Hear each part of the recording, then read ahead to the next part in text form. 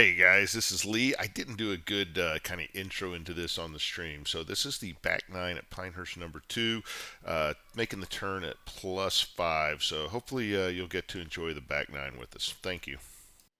Number 10, par 5. We're going to do our flyover for the par 5s as usual. All these par 5s kind of look the same. Basically just kind of a winding little ribbon of fairway down there with sand everywhere.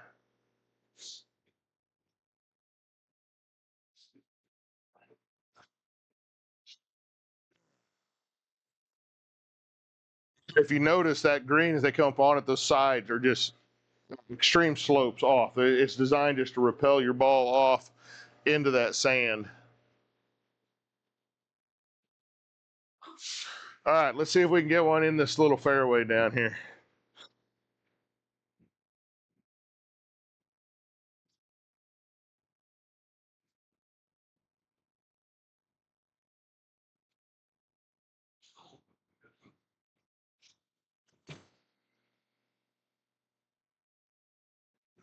Yeah, that one was pretty good. Hit it fairly straight, fairly solid.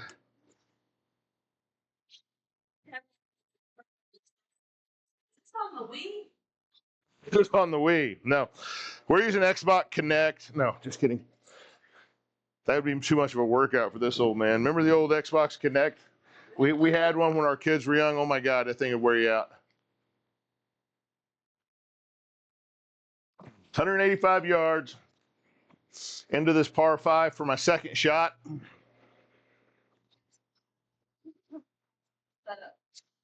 So if you go look at that, and don't go right now, Andre, I'm just, let me frame the question. We do have a pinned video in our profile where we go through everything we bought and talk about it.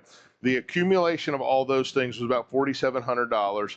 We've spent more because of all the streaming stuff we're doing, but for the golf simulator, $4,700. The thing that's not in there that I always forget about is we had to have the garage door raised to a high-rise lift, and that puts the motor up on the wall. So it got all the garage stuff out from over our heads. That was about another $2,000. So I always forget about that, but it was definitely part of the cost of what we did. Yeah, and we didn't have to buy a gaming PC. I already had one. I did upgrade the graphics card.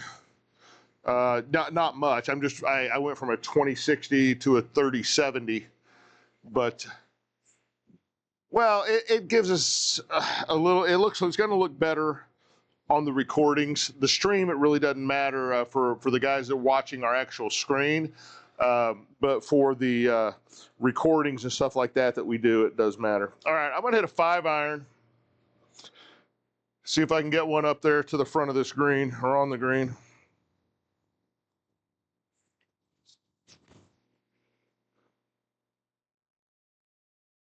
Come on. There we go. Jealous. Would love to move my garage door up. And then TX Golf says, sup, dog? Sup. Love having everybody here. I love all the questions, the comments. That's what makes this fun when you guys are on here chatting with us. So the franchise, don't forget next summer you're getting your, yes, mini split. 100%. I literally said something to my wife, was that today, wasn't it? Yeah. I was like, hey, let's not forget here as we get closer. I said right after the first of the year, I want to start getting quotes to have somebody come out and get that mini split in before it ever gets warm here. Because I am not, I mean, it was hot out here sometimes. We were doing this, and me and TK were both just like, holy cow. And I mean, and the wives have to sit here with us, so they were sweating away also. They're the ones helping us out with all the production stuff. Yeah, so, and we're like 30 minutes north of Austin, Texas, folks, so it gets warm here. This is slightly uphill, left to right, from 27 feet. See if I can get the pace right and roll one up there.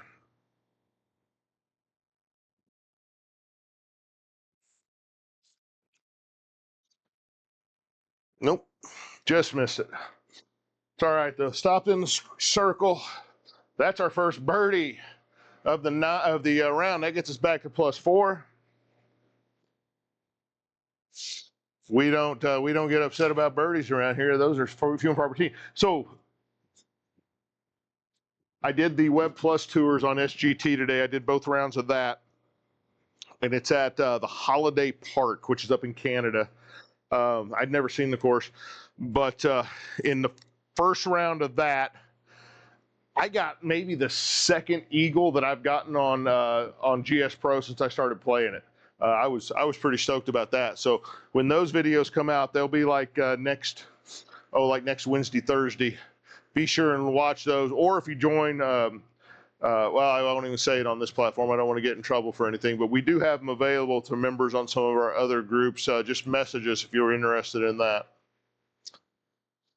All right, par 4 11th.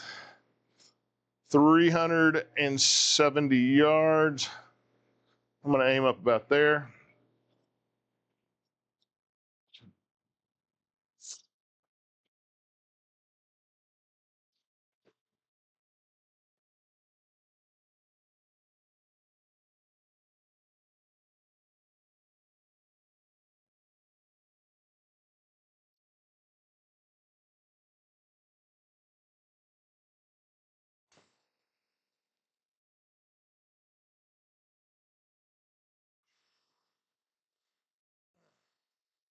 He's been feeling pretty good lately. I know immediately when I miss one, if I stay back on my right, or if I catch it on the heel, I'll pull it. But if it feels right, that 147 ball speed's been fairly consistent for me, somewhere around there.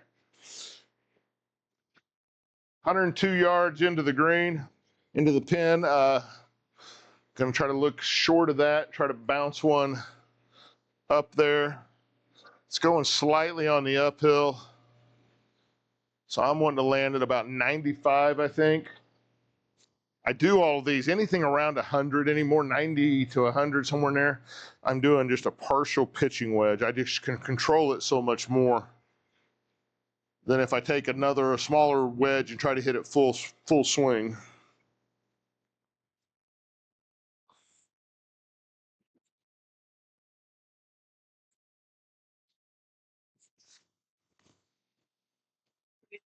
These holes all look the same. That's a ton of sand along the fairways.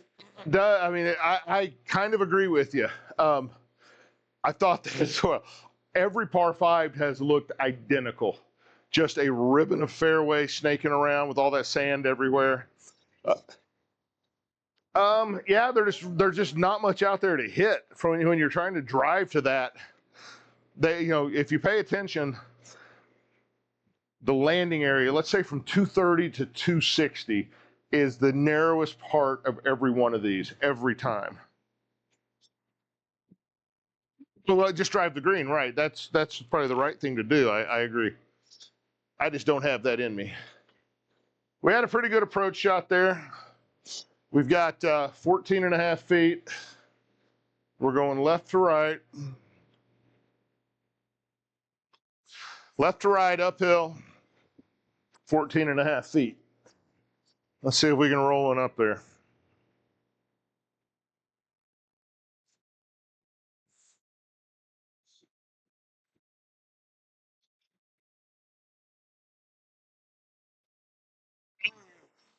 It was in. About 3/4 of the way there, that looked in and it just started dying real fast and kicked off to the right. It's all right. We do not complain about pars on For Fun Golf TV.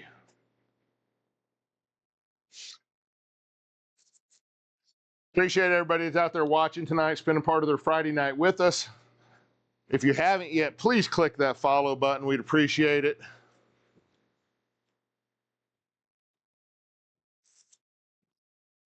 All right. Par 4 12th, 362.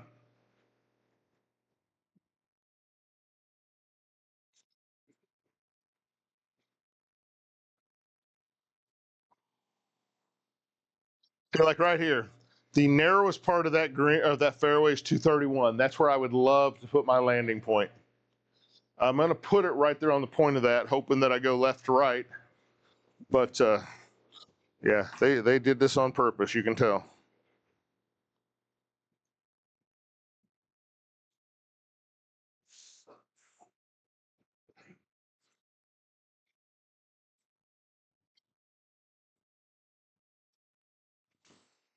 I pulled that one. Yeah, I got my hands really fast. Really fast for me. I could feel it.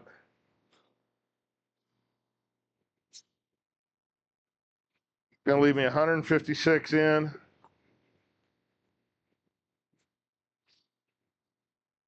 This is considered deep rough, so I'm expecting to lose a full 20% based on what we've seen. Let's look at our green.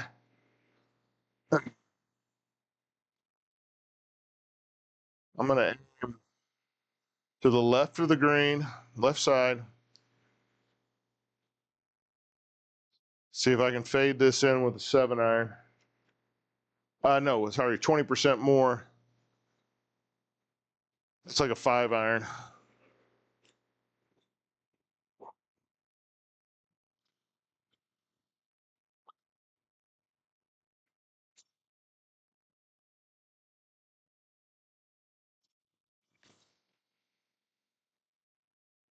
Whoa. I don't think I've ever had a tree in GS Pro do that. That went up into the limbs and did not go through. It rejected it straight back at me. 15 yards of carry on a 187 raw. That's tough. That's tough. Okay, let's go through the process. Let's look at our heat map. Let's look where we want to land it. I'll land it about right there. It's 139. We're coming out of the deep rough still. We're going to lose 20%. 20% is 28 yards. So that's 167. That's going to be a 6-iron now, which about 15 yards between every club, and I got 15 yards out of the last one, so 5 to 6, right? Okay.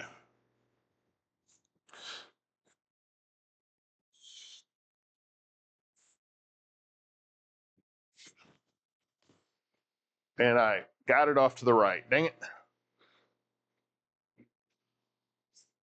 Well, it'd been nice if it had been online, I'm telling you.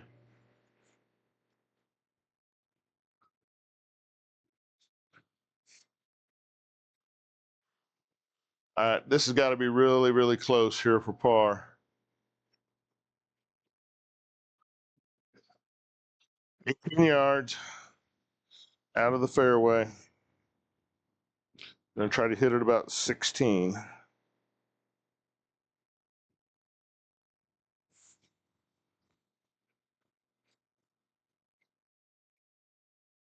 16.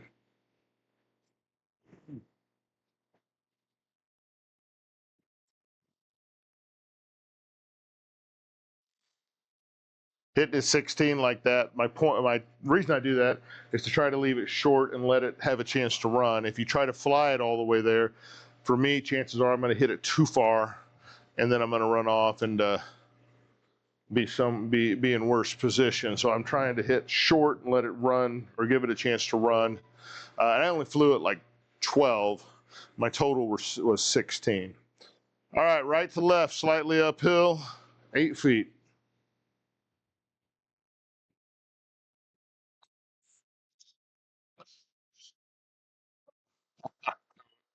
Double bogey. Again, we do not like the double bogeys. Takes us to 6 over.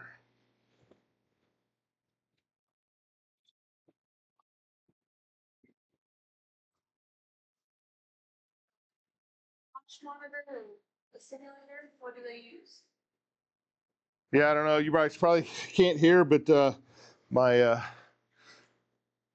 assistant off camera was asking if anybody else out there is playing launch monitor or has one, what they're using, kind of what's going on. I know that like SkyTrack launched a new one. There's been a new Mevo launch monitor come out recently too. Anybody using that new stuff have any insight on how it's working? So I got 356 on number 13, par 4. I'm gonna try to go to inside of that because I'm afraid I'm just gonna run through the fairway if I hit one straight. Eric says he's using the Unicore launch monitor. Unicore, nice. Which one? Eric, which Unicore are you using? I wanted I did want an overhead launch monitor when we started this, and then we just made the decision, you know, until we kind of know what we know, let's go with the lower cost, the Square, which, you know, Square is one of the lowest cost ones you can go to, but I still have aspirations to go to an overhead at some point.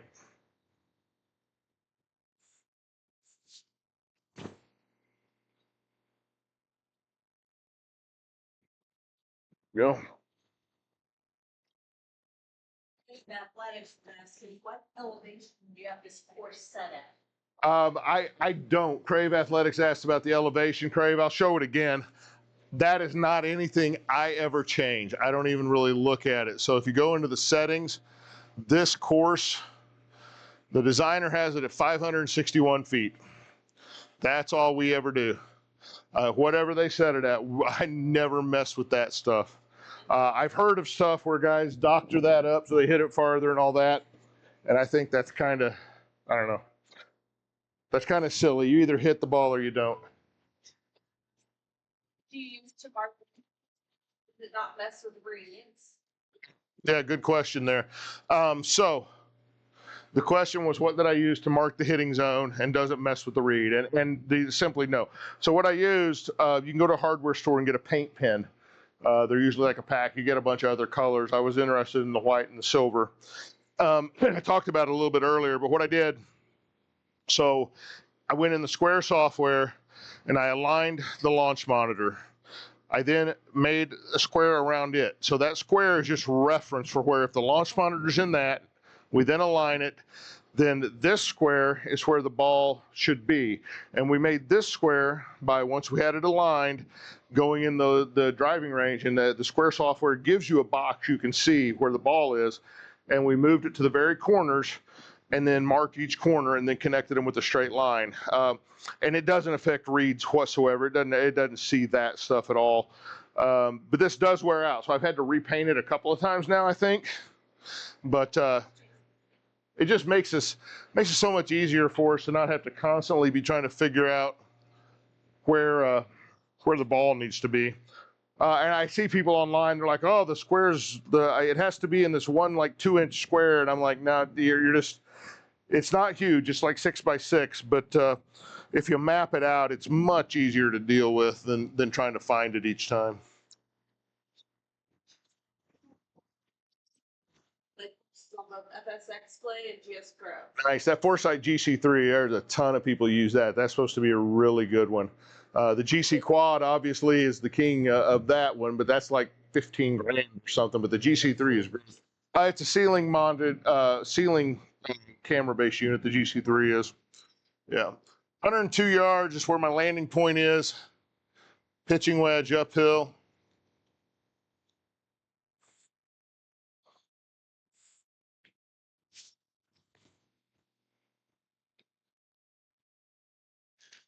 A little bit short, hop on there. Oh, no, it did not.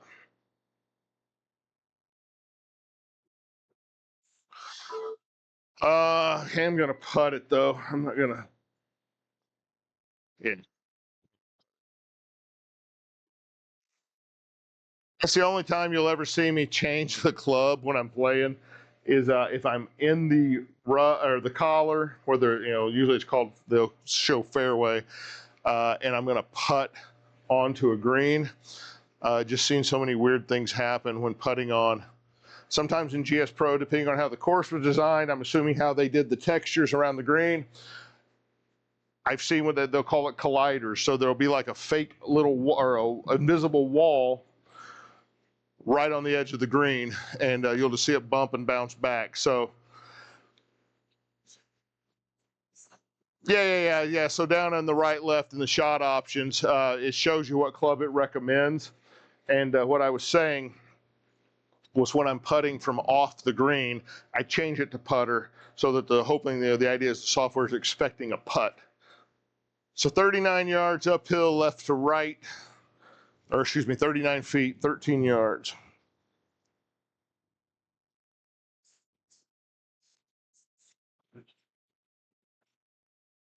Wow, boy, it ate that up.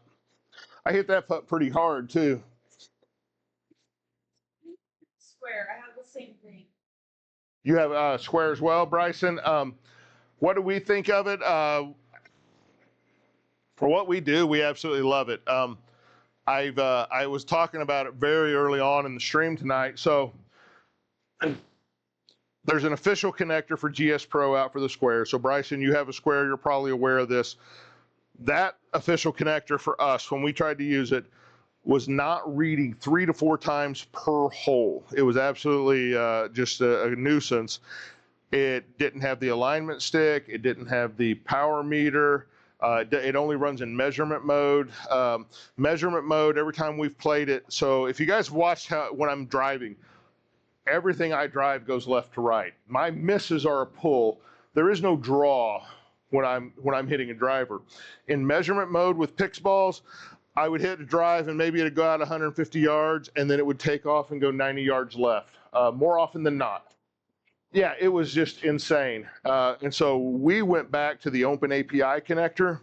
We run Open API in calculate mode with tour balls, and we have club stickers on our clubs so that we get the path data from the clubs, and it does a phenomenal job. It is much more realistic to what I see in real life when I go play golf than the measurement mode ever has been for us. That may not be for you, but for us.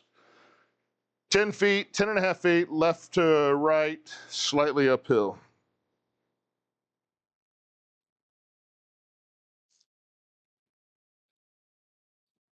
Oh, it fell in. I know, usually those just sit there, right?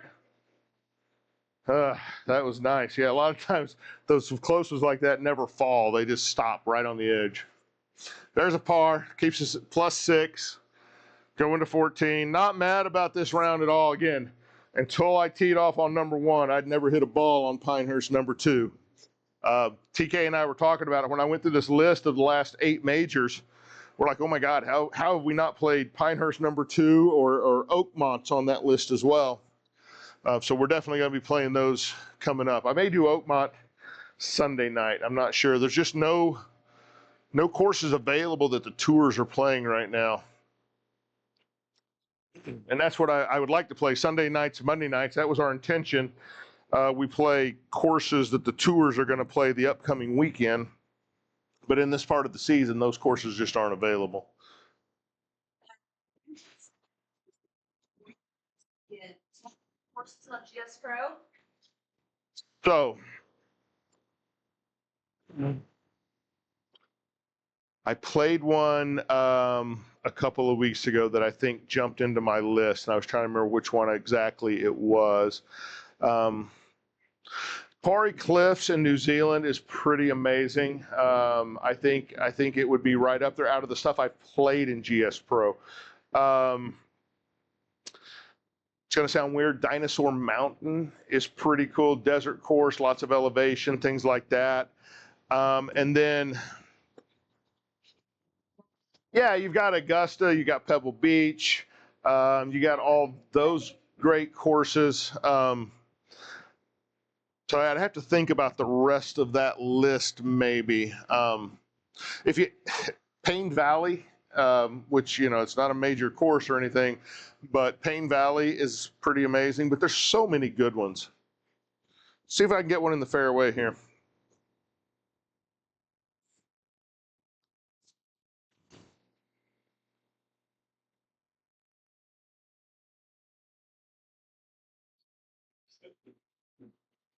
It also has franchises. What are his top 3? Like, what should we talk about?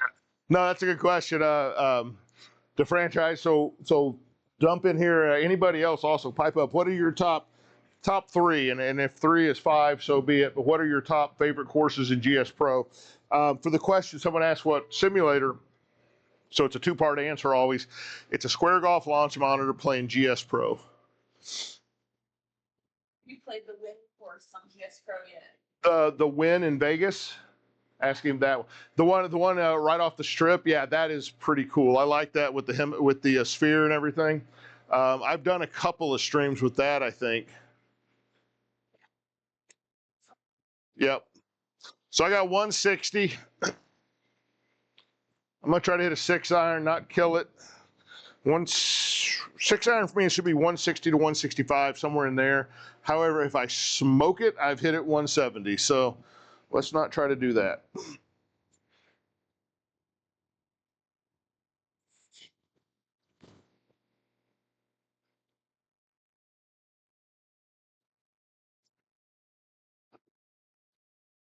It's a pretty good shot right there. There. That's a golf shot there. That one, when the math and the club and everything work out, that's nice. Yeah, Paul. Any questions you have, feel free to ask. That's what we're here for. Slightly uphill here, slightly right to left. I'm just going to go right edge from just inside of 8 feet.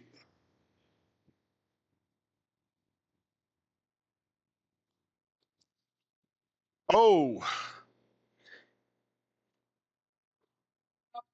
well, and it like went farther right. I don't know how it did that. I felt like I hit it pretty straight. I didn't pull it or anything or push it. Now, stay at +6. 15, par 3, 172 yards. We're getting down towards the end of the 18. Do not forget, after 18, I'm going to reset, and I'm going to go to number 7 at Pebble Beach. We'll do our hole-in-one challenge. If you haven't seen that before, we play from the blacks. We've never moved the pin. We don't change any of the weather conditions. Pin's back right. I take 10 strokes, try to get a hole-in-one. We've been close so many times. I think like the second or third time we tried this, TK dunked one in the hole and it hopped out. I've lipped out a couple. TK's lipped out a couple. The premise is whoever wins it gets to choose what the next hole is, and then we move on to something else. I saw something today that the odds of making a hole-in-one are 1 in 12,500. Yes, and at 10 shots per session, we ain't nowhere near 12,500 yet. So, we'll see. Played twice. I really struggled with speed, too hard at topping it. And then someone else said, "Welcome to the sport, Ryder." Yeah, Ryder. That's so. If I don't give swing advice. If I'm going to give you any advice in golf, is immediately quit trying to hit it as hard as you can. That is not what makes a golf ball go a long ways. It's hitting it clean, hitting it solid. I know it costs money, but find a local pro, go take 2-3 lessons, get the basics of grip, stance, and swing, and then go practice a little bit. But do not just spend all your time on the driving range. You will get sick of golf standing on the driving range, pounding away at balls. Get on the driving range, get to where you can hit a few, and then go play, and driving range and play, and driving range and play. It's a wonderful sport, but it will frustrate you if you don't understand the basics of it. Sim was about 4,700, but we didn't have to buy a gaming PC, so you'd have to add that. And I was talking about it earlier for our garage. We had to do the lifted garage door, which, yeah, that's situational. It cost us about an extra $2,000 to do that, to get the garage door lifted and the motor over against the front wall and out of our way. So par 3, it's 172, 164 front. I'm going to try to hit a 7-iron.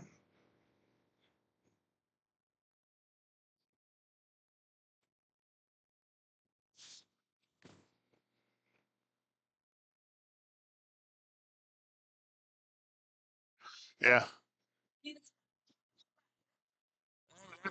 That is free. Yeah. Yeah, no, that haircut has a story. So my wife last January, and my hair was getting thin, and I'd actually talked about it. I kept threatening that I'm just going to shave it all off because it was getting so thin. And she took a picture of me bending over, picking up my grandson, and it looked like the top of my head was bald. And I saw that picture, and I'm like, nope, that's it. We're done. Shaved it off. I will not be the guy with the comb over or anything like that. Every bald man says, "Papa." It is what it is. All right, I got 2 degree left to right, 20 yards out of the sand.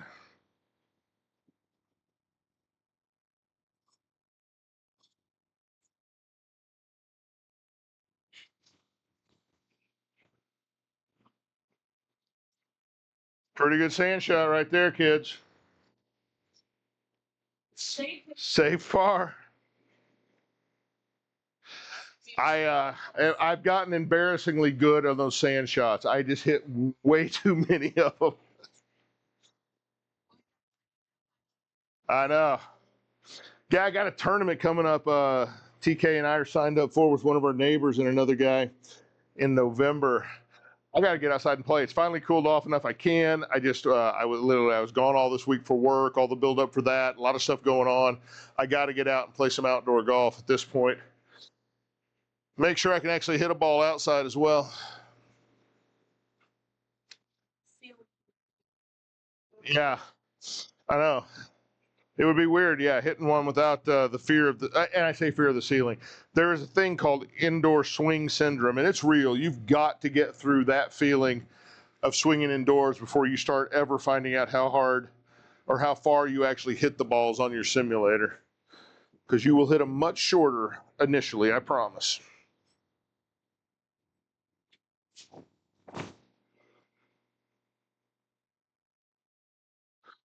Sit down.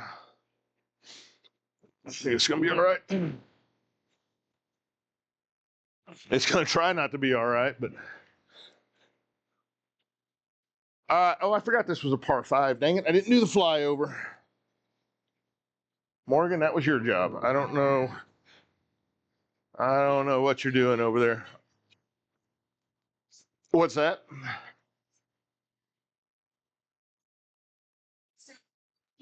Yeah. We got to stop, take a drink, relax for a second. So, what we got going on? I got the World Series going on off screen. Knotted up at 2 apiece. That looks like a good game.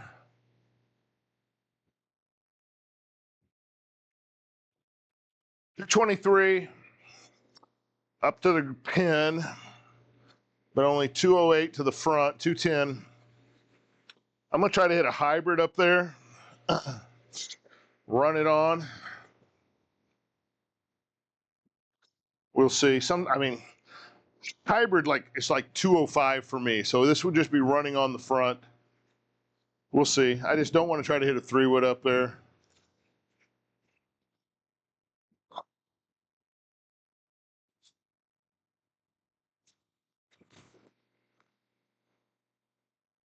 Then to the hybrid, and it came back and hit me in the toe. What are we doing over there? Okay. So I hit that real low, barely got off the ground, and it hit and knocked the padding out from underneath the front of my simulator here, the protective padding. Ricocheted back, hit me square in the toe.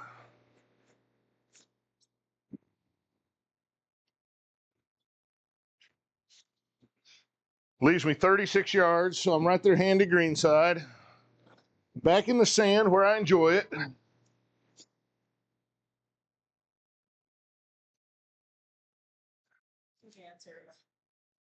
Just checking questions there, see if there's anything else that needed to be answered. 36 yards is a kind of a longer bunker shot. This is into the uphill. I'm going to aim just left of it because I don't want to be below it with all that uphill. I'd like to be up there by it. So 36 yards, I'm not going to lay it open as much.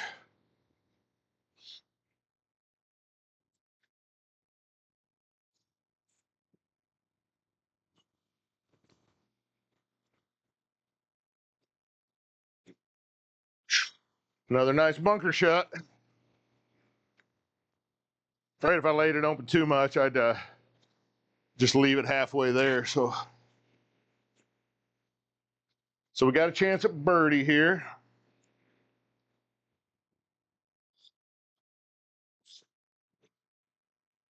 There's birds flying over. That's kind of cool effect. Shadows everywhere. Left to right, slightly downhill. 7'6".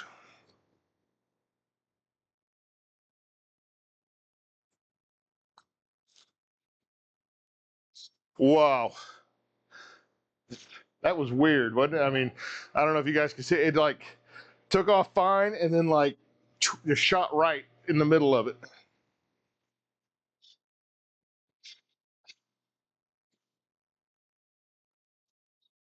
All right. Number 17, par 3, 164. We're getting down to the end here. +6. We got a good round going. I hope I can keep it together here over these last couple. I would have loved to have that birdie there on that last one. Yeah, I've been +6 forever, it seems like. And that's with what I had 2 double bogeys so far, but yeah, something like that. 154 yards to my aim point. Should be a 7-iron.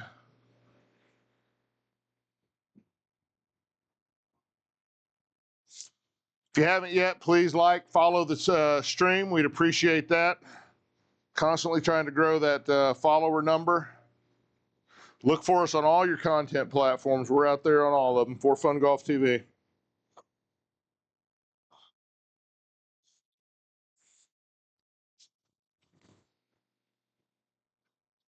I turned that 7-iron over a little bit. Oh, but there's the sand. Okay. Woo! Love being in the sand.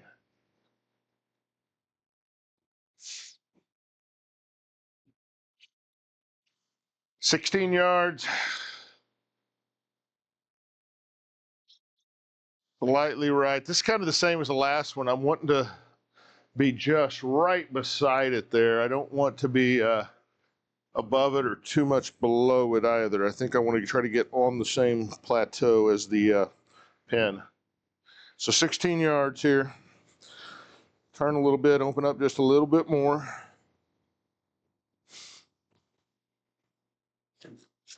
Yeah, got that one a little thick.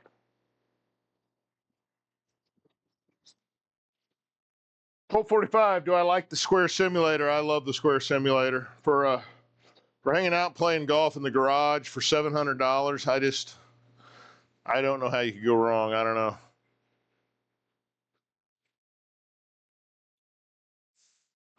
All right, just barely giving up the right edge there, or just on the right edge. Almost 18 feet, slightest of downhill, slightest of right to left. Got to take my glove off. As soon as I grab the putter, I remember. All right, let's see if we can get this in for par.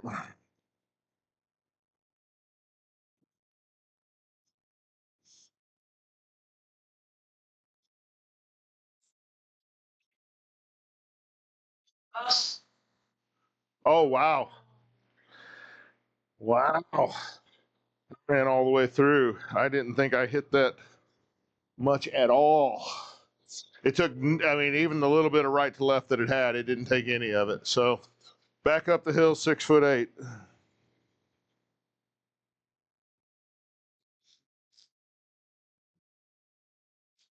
You ever any trainer look?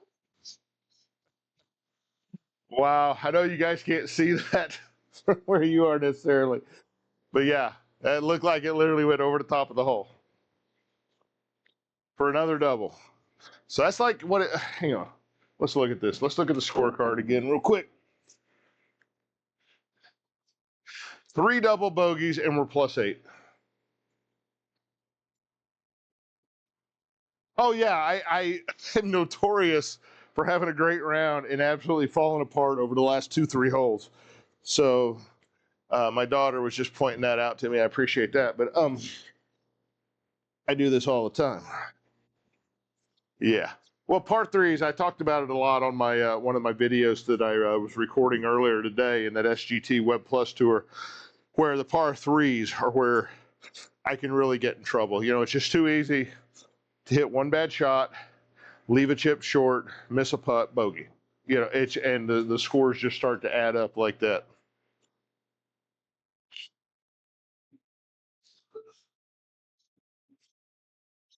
All right, we're gonna aim up there, up the left side. As always, trying to play that left to right little fade. On the 18th.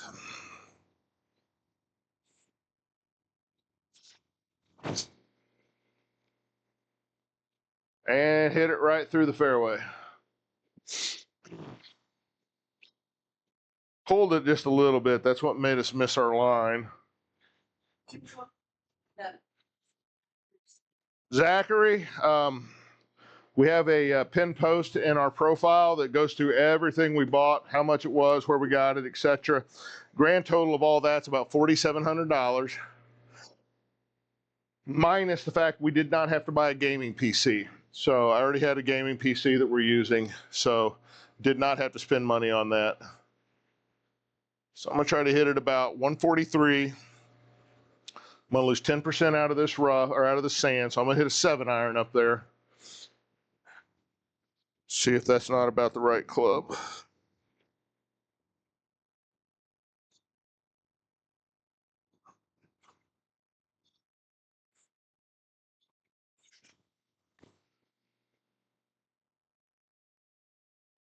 Little thin, little short, keep running.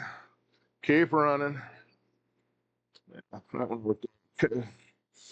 I knew I'd hit it a little thin, but it was a good line, so. Don't forget here, right after the 18, I'll wrap up the 18 holes, then I'm going to reset, go to number 7 at Pebble Beach, do our hole-in-one challenge where I'll take 10 strokes from the black tees, same pin location every time we use. It's the back right pin location, and see if we can make a hole-in-one. Been close so many times now. All right, this is left to right, 17'7". Pretty flat, really.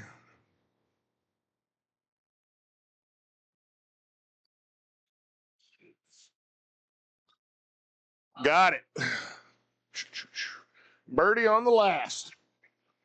I know, right? Oh, that's funny. That's funny. So, not bad. No. So that takes us to 7 over. So we wrap up 18 holes here at Pinehurst number 2. My first time ever on Pinehurst number 2. Pretty cool course. Somebody said that the holes do kind of start to look the same. It's that sand with grass in it all the way up and down the fairways, windy kind of ribbon fairways. The greens are all kind of mounded, but it's a really cool course, pretty good challenge. So if you haven't tried it, get out there and try Pinehurst number 2. 79 is a great score for me. Every time I go out the gate, I'm trying to stay under 80. I don't always do it by any means, but that's the goal when we go out. So a good round for me. Look for For Fun Golf TV. If you're watching this on demand, look for us Sunday nights, Monday nights, Friday nights, 7:30 Central. We're streaming every one of those nights. We have a ton of content out there on demand. You can find us on all the platforms. We'd appreciate you liking, following, joining the stream, asking questions. We appreciate you all for doing that.